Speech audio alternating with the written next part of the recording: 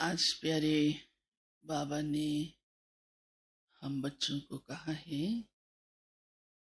कि ऊंच पद पाना है तो क्या करना होगा। हम सब चाहते हैं हमारा भविष्य ऊंचा होना चाहिए और हाँ, साधारण पद नहीं, विशेष पद होना चाहिए। यही लक्ष्य है ना सबका, यही लक्ष्य है ना। भले कई बार खुद को देखते भी हैं तो लगता है कि बहुत पुरुषार्थ की अभी तो जरूरत है, उतना नहीं है। बाबा हम बच्चों को उसकी सहज विधि सुनाता है जो सबसे सहज है। बाबा हमें कोई ऐसी कड़ी मेहनत नहीं देता है, लेकिन हमारा भविष्य भी बहुत ऊंचा बनाता है। तो प्यारे बाबा ने कहा है जो पढ़ाई तुम बच्चे पढ़ रहे हो बस उस पर ध्यान रखो। मैं ही तुमको पढ़ाता हूँ, स्वयं देखो सुप्रीम गॉड फादर पढ़ाता है। वैसे ये भी बुद्धि में रहे तो पढ़ाई की कितनी इंपॉर्टेंस हो जाती है ना। पढ़ाने वाला कौन है, उसको बाबा कहते ज्यों का त्यों, एज इट इज फॉलो करते जाओ बस।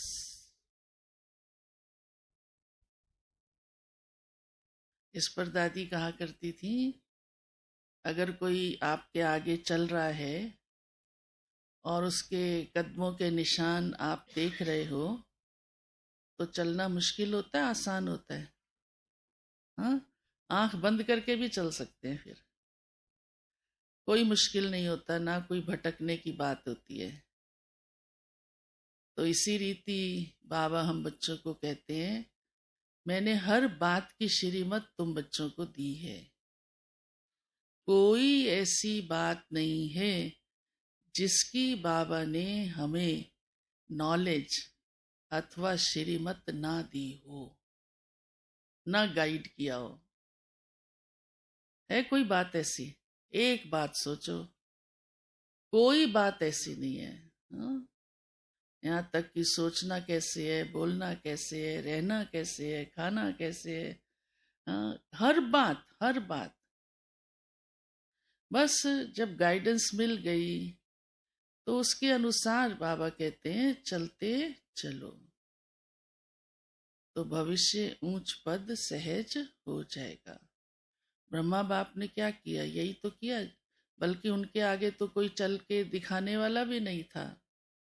जो शिव बाबा ने कहा किया, नहीं तो डाउट हो सकता था, मुझको ये डायरेक्शन मिल रहा है, सब समेट दो, क्या होगा। हमारे लिए तो ये डाउट भी नहीं है। बाबा ने किया नहीं डाउट, तो किया नहीं, कर सकता था ना। हमारे लिए तो वो भी मार्जिन नहीं है, सहज है। क्योंकि साकार में ब्रह्मा बाप ने, मम्मा ने हम सबको करके दिखाया प्रैक्टिकल, और कितने नंबर 1 चले गए दोनों। विश्व महाराजन विश्व महारानी पद के योग्य बन गए।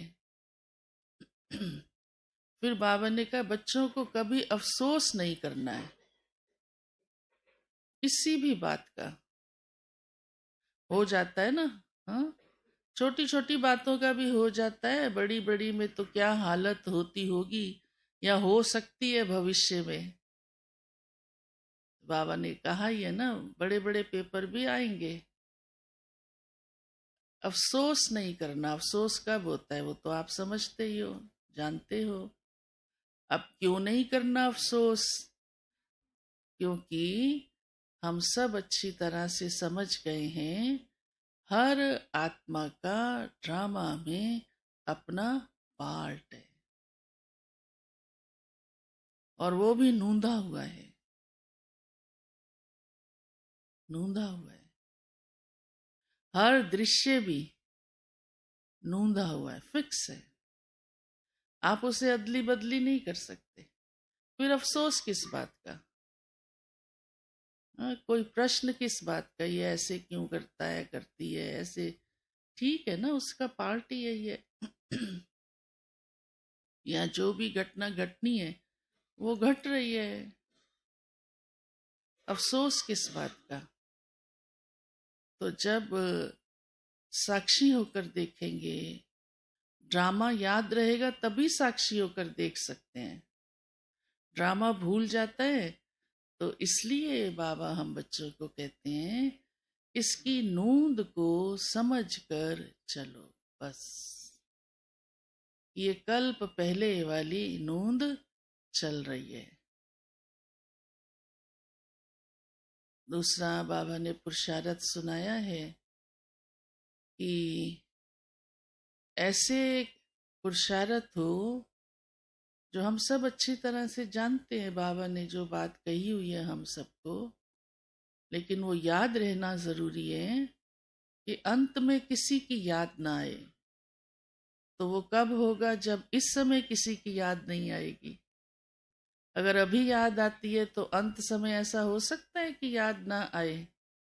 तब तो और ही, जब हालात खराब होते हैं तो किस किस की यादें आ जाती हैं। परंतु ये मंजिल बहुत ऊंची है, तो उसका टेस्ट हमें अभी ही अपना साथ साथ करते रहना है। अगर छोटी छोटी बात में भी कहाँ कहाँ दिमाग चला जाता है, तो फिर अंत समय तो कुछ भी याद आ सकता है ना।